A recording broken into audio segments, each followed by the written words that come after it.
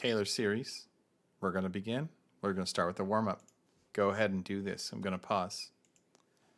So there's your answers right there. We'll get started on this lesson. This is going to be one of the most important lessons you do here in Taylor series. Feel free to stop me whenever this gets confusing or you're confused on what's going on. One thing I'd like you to do right now is pull up Desmos on the side because you're going to want your Desmos Calculator. And I'm going to pull it up right here. Can I go side by side with this? Yeah, maybe I can go side by side. No, not really. But I'll have to pop between the two. That's fine. So I'm going to pull up your Desmos because we're going to demonstrate some of the graphing things here. Now, what's crazy with Taylor series, a lot of times in calculus, you're like, I don't get this. What's the point of this? Like diverging and converging series. I can't even explain it on some of this. But Taylor series I can explain. So we have two types of equations in this world. Look at this slide here. What is a Taylor series? So I'm going to back this up. We have two types of equation in this world. We're going to call transcendental functions. Wait a minute. Is it transcendental or transcendental? I think transcendental. Okay, hold on. Okay, it's transcendental functions. So when we see transcendental functions, exponential functions are going to be that. Trig functions, log functions are going to be this. The other types of functions we're going to call polynomial functions. So that'd be like that warm-up. Anything with just x's and x squareds and x to whatever powers. So that could be a polynomial function. Y equals x squared is a polynomial function. This thing, x minus 2, that quantity squared is polynomial. They all can eventually break down to something that looks like this. This is kind of the general term of this, where you can go to however many degrees you want to. This would be a polynomial function as well. So we have polynomial functions and we have transcendental functions. Now, other things that could be transcendental functions, they don't have to be just e to the x. I can do stuff like y equals e to the sine of x. I can do y equals like square root of e to the sine of x. Now, I could start putting some crazy stuff in there. What happens when you put crazy stuff in there? These equations get a lot more complicated to solve. If you plug this thing into your calculator and you try to graph it, especially if you have like a graphing calculator, 83, 84, whatever, 89, it's going to have a hard time solving it versus a polynomial function. I'm going to give you for example. So and here's how to explain. Oh, do you still need the slide? Just tell me to stop if you need to. So here's the idea behind this. Why do we care about these two types? Polynomial functions are kind of easy to calculate. So if I just had the equation like y equals x cubed, if I put in 1.5 for the x, I could calculate that. You could do that by hand. You could even do this by hand if you wanted to. That'd be 2.25 times another 1.5 is going to give you something. I don't even want to do the math right here. But you could, no, I'm going to do the math. It's 2.25 times another half of that. So it's going to be 3. I think it's 375, something like that. Whatever, you could do that math. You're probably not doing that in your head. You can multiply it out, right? I could put any, I know, I could make this to the 5th power and it'd be annoying to do, but you could do this. You can do these with what you know how now without a calculator. If I asked you to do this one, could you do that? Like, okay, you might know that E is 2.713 something. I think it's 13. I'm probably getting that wrong. But then how do you do that to the 1.5 power? Like what? Or if I asked you, okay, what is sine of 2? You could tell me what sine of pi is. Those are like those easy ones. That's a 0 right there. But if I say like sine of 2, something weird, how do you do this? Well, you'd have to plug it into a calculator, right? So you pull up your calculator right now, and I go, okay, I'm going to pull up my calculator on my computer, and I can go, okay, I can plug that in. So I can go e to the exponent 1.5, and there I can calculate it. Now, computers can do this really quick because they got a lot of brain power, and they can calculate this. But it's taking them a lot longer to do something like that than doing 1.5 to the third power. And that's the idea with this. Polynomial functions are a lot quicker to calculate that. And I'm simulating this by like using your human brain. This is easier to do than this one. If we're talking on a computer scale, this is way easier. This is way quicker to do than this one. And like maybe it doesn't matter if you're just doing one calculation here, right? But imagine you have a computer program and you're doing millions of calculations and you need to do them fast because you're flying a rocket ship. And you need to keep updating the trajectory and other information. So you might have weird equations like this that model some path or model something. If you use transcendental functions, they are going to take longer for a computer to calculate. So this is one of the problems sometimes we have at this level, and this is the point of all this. So what if you can approximate e to the x, use a polynomial function? That's where Taylor series come in. So we figured out, Taylor series is about figuring out a way that you can take any transcendental function and rewrite it as a polynomial that gets close enough. Or as you go out to a certain point, it's exactly that. And you might be like, how does e to the x, how are these two equations the same? You're like, I don't believe you at all. So let's pull out Desmos, folks. You're going to pull out your Desmos right here. And I want you to graph y equals e to the x. Or you can just follow along with me at home. There's my graph of e to the x. I'm going to do it like this. Blow your mind. Let's see. Can I zoom out a little bit? No, let's keep it right here. So that's y equals e to the x. So now if I had the equation y equals, how does this start? Y equals 1. Right there. I'll play sound. Y equals 1. Do those match? Okay. They match. Do these equations match? No. They match at one point. Right here. At x equals 0. Right? Okay. Let's see. I'm going to make it a little closer. 1 plus x. Does that match? No. Still just at that one point. But at least it's kind of got that angle, right? It's not cutting through it. But now we try 1 plus, what do I have to do? Y equals still? Y equals 1 plus x plus, what was it? Oh, 1/2 x squared, or x squared divided by 2. This parabola right there. Does that match? It's closer. It's closer than that one, right? It kind of matches around here. But if you zoom in, it's still going to touch that one point, but it's getting closer, right? Let's do another one. What if I go out? Play x cubed and divided by 6.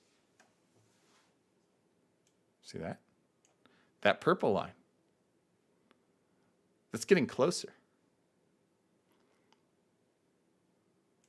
I mean, you see, like, obviously not the whole thing, but just around here, it's getting really close. What if we went farther? Let's add another term. X to the 4th and divided by 24.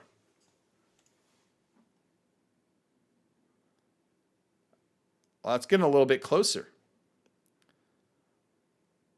What you notice is as I go out farther, especially around this point where x equals 0, like this is right on, but these are really close. Sure, I can zoom in. And let's say I turn this one off. I'm not even seeing a distance right there. If I zoomed in over here, would I get how far do I have to zoom in? I'm going to break. Okay, now I'm starting to see some separation here, right? So on the red line, like you can see some separation, but I got to really zoom in. Those are really close. All right, let's see. Home. Okay. Following this pattern, what do you think my next number is? I want to go deeper. If you're seeing this pattern, go in chat. What do you think it would be? Yeah, 5 factorial. So you're multiplying it by 5. You add 1 to the exponent, and then you multiply by 5. And notice it's getting better. So the more I do with this, and let's say the next one would be x to the 6th and it's divided by, multiply it by another 6. You can even just say 6 factorial. Let's cut out the middleman. I want you to take this right now. Take this pattern. Go out to like 20. Let's see what it looks like. I'm going to go out far. So as we go out farther and farther, it's a better match, right? And they're big numbers here. And this is still a polynomial function. This is a transcendental function. Transcendental function. But as we go out farther and farther, the match is going to be much better. I mean, if we go back in time to, let's say, to this one, okay, it matched around here, but it separates over here.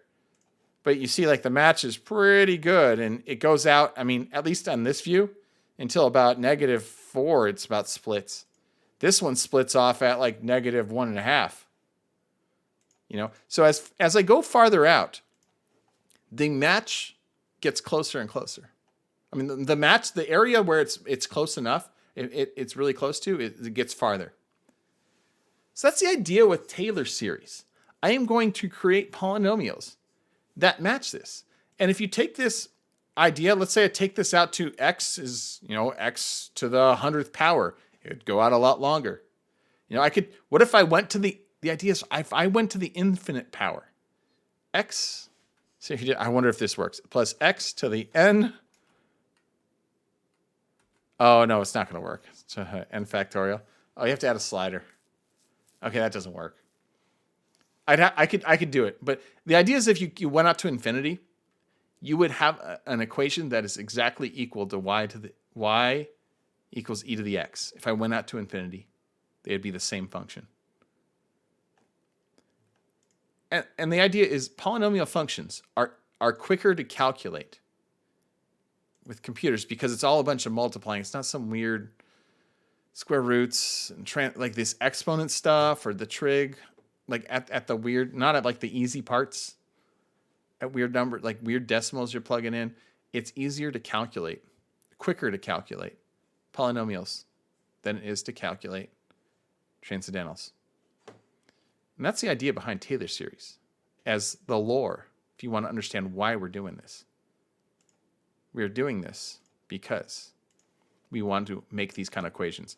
So especially if you're getting in, now, we're getting into like more advanced engineering stuff or computer science. But to me, that's the big benefit of this stuff. So the why, we create them because these are easier to understand. Now your next question is how? A few other things here. Okay, sometimes I'll say Taylor series or I'll say Taylor polynomials. Yeah, no problem. If your Wi-Fi sucks, I'm recording. They're basically the same thing. So when I say series, I'm talking about this sum notation. I'm probably going to from n equals like 1 to infinity or something like that. Taylor polynomials is like I'm writing out the terms. They're basically the same things. Sometimes when I say polynomials, it'll be like, oh, do it to the 5th degree. So only go out to like x to the 5th power or something like that. But so you might hear both words being said. I treat them basically the same thing. Taylor polynomials, we have to center them around an x value because you noticed it like they're centered around that example I did before. It was centered around x equals 0. So the idea is that when you're trying to create this polynomial, you have to figure out where you're centered around. So this only works like, if you have calculations in that last case that were around x equals 0. If you wanted to use my approximation, if you go back to that Desmos, and you wanted to use this approximation for x equals like -10, this polynomial would not be good.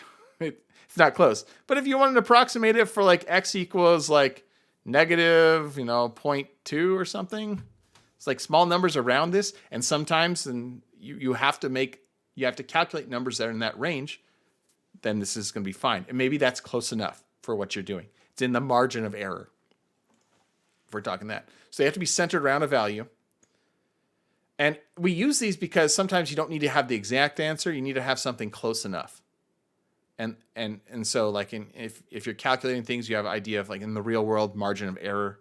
Say, hey, this polynomial is going to be close enough to my approximations, for purposes of what I'm doing. Anyone still need this? No. So how does this work? So how do we come up with that? Is the next question. Why was it that pattern that worked for e to the x? Just like how did that pattern work? I showed you the pattern, but like why? So to make equations the same, I'm going to redefine equations to being equal to each other. All right, and basically the idea behind this is that we're going to make all the derivatives the same. The equations are the same.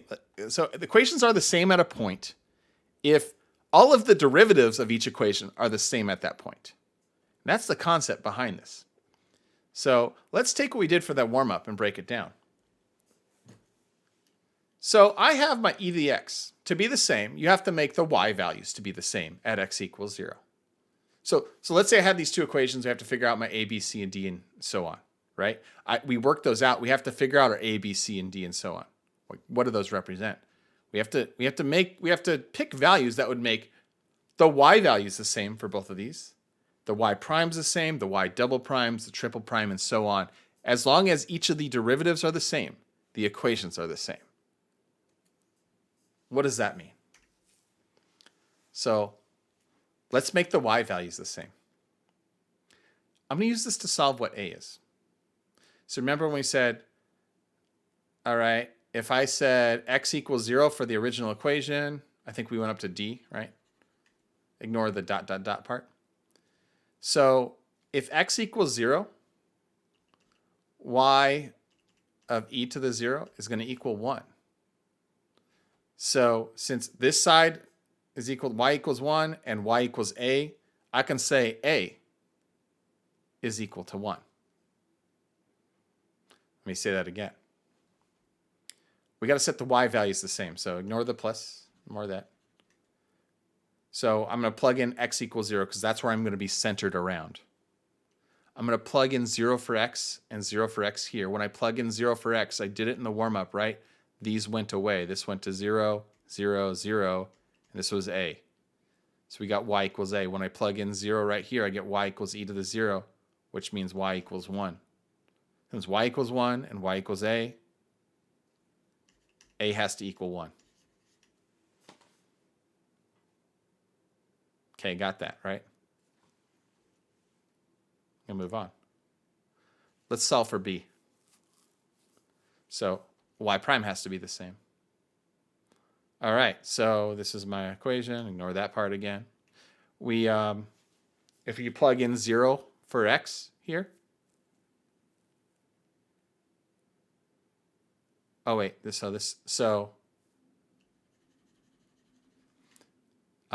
so wait, I did this wrong. No, it's not that.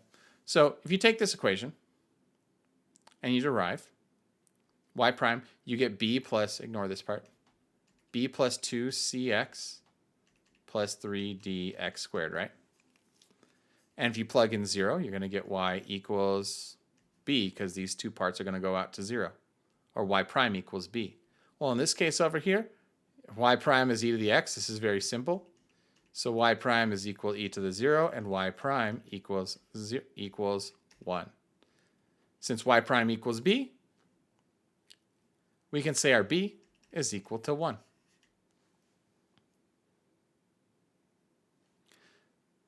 That would make those derivatives the same. If my b was 1, my first derivatives will be the same. Now, second derivative, if b is 1. I don't know what I did here. So second derivative, if we did from last time, we had my y prime. Oh, I remember. I know what's going on. Sorry. So y prime was b plus 2cx plus 3dx squared. Y double prime is going to be 2c plus 6dx. Okay, same thing. You plug in 0, y double prime equals e to the 0, so y double prime equals 1. If I plugged in 0 over here, I'm going to get my y double prime is equal to 2c, because this will 0 out. So now I have an equation of 1 is equal to 2c. So divide by 2, my c is going to be 1/2.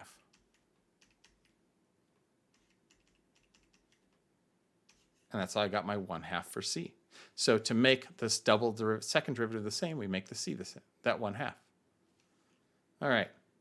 And you're kind of following the same pattern here. So my d double prime, triple prime derivative of this thing is going to be 6d. It's going to be e to the 0, so that equals 1. So now I have 1 equals 6d. Divide by 6. And my d equals 1/6. And that's kind of how I got the pattern. So I'm showing you right here how that worked out. It's basically all these derivatives are going to be equal to each other, however far we go out. I can keep following this pattern, but you see the pattern that went on before, this would be 1/24.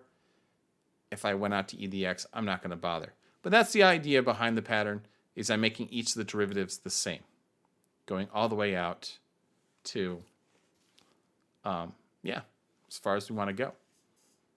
All right, I'm going to pause right here. Is there a question? So my whole point to doing all this was to show you some of the why. You don't have to do all of this crazy work with the A's, B's, C's, D's every time when you're doing problems. I'm going to show you the formulas that basically you memorize. So the first Taylor Polynomial, I hate doing this one first. Oh well. Maclaurin Polynomials. This is a Taylor polynomial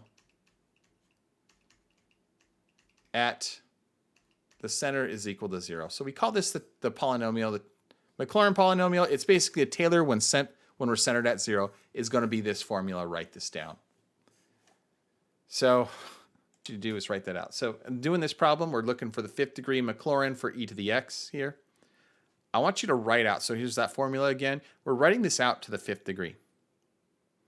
Now, the things that we're going to plug in to make this work, we have to solve for the f's, f of zeros. We don't plug in for the x's. We don't have to even simplify the factorial part. I do not care. We are going to plug in for f's. That's the whole point of this. Now, to figure that out, we're going to use this table over here. My original equation is e to the x, right? Okay, so the great thing is e to the x, the derivative, we did this earlier. It's like the exact same problem we just did, but I'm just doing it again this way. We know all the derivatives are e to the x. When you plug in 0, guess what? 1. E to the 0, 1. 1. 1. This was super easy. So my 5th degree Maclaurin polynomial for e to the x, 5th degree means I go to the 5th power, is going to be just plug in 1 for every one of those right here. So my answer would look like this. 1 plus, you could say 1 times x or just say x. I don't care. 1 over 2 factorial x squared plus 1 over 3 factorial x cubed plus 1 4 factorial x to the 4th. Do you have to, and again, if this is an AP test, you don't have to expand out. You don't have to reduce it. Sometimes it's multiple guesses, so you might have to. But there I go. There would be my answer. If you wanted to write it out, you wanted to clean it up, you could write it like this. I don't care. You could actually write it like x squared over 2 plus x cubed over 6 if I'm doing the factorials. Because, hey, we just did this problem earlier today. And there I would go. But honestly, just do this one up here. These are both good ways to do the answer. That's what I'm looking for when I'm asking for those kind of things. And so I'm looking for problems like this. So I'm changing this. I want to do the 5th degree Maclaurin polynomial for sin of x. Because the question came out, what about the non-zero terms? What does that mean? Well, let's work this out. F of x is sine of x. First of all, 5th degree. We know what this is. I'm just going to copy and paste from the last one. I don't want to type it out again. We're gonna follow this formula right here. Easy, right? I don't want to think. Now, okay, sine. What's the derivative of sine? If you don't remember this, sine, cos, negative sin, negative cos.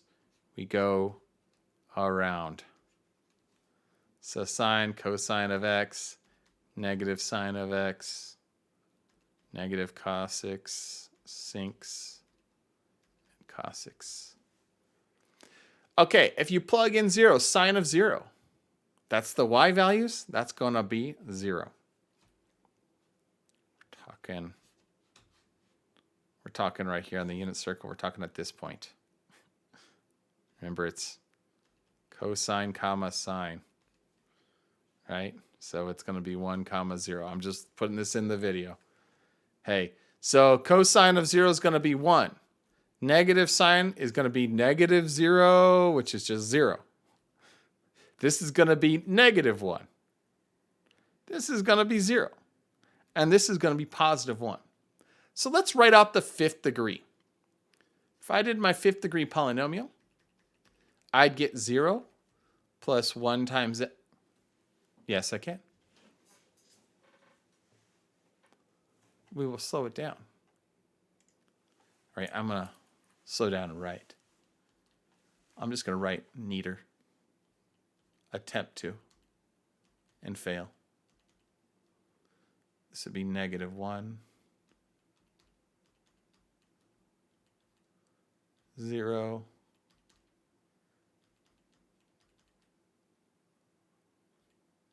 Okay, 1 over 5 factorial, x to the 5th. And I'm getting all those numbers from right here. So notice in this case, this is a 0, that's a 0. That means these are just going to cancel out. These are just going to be gone. So I can clean this up and say this first term is just x because this doesn't exist. And then I'm going to call this negative. I can even just write this as negative x cubed over 3 factorial. I wrote plus, who cares? And this one's going to be plus x to the 5th over 5 factorial. So this would be a 5th degree Maclaurin polynomial. It would also be the first 3 non-zero terms.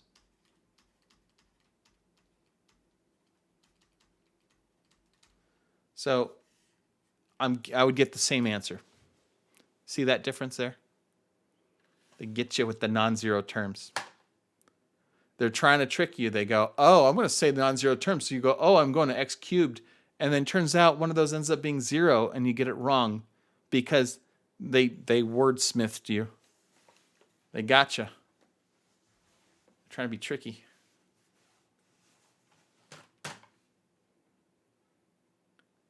That's the idea with this.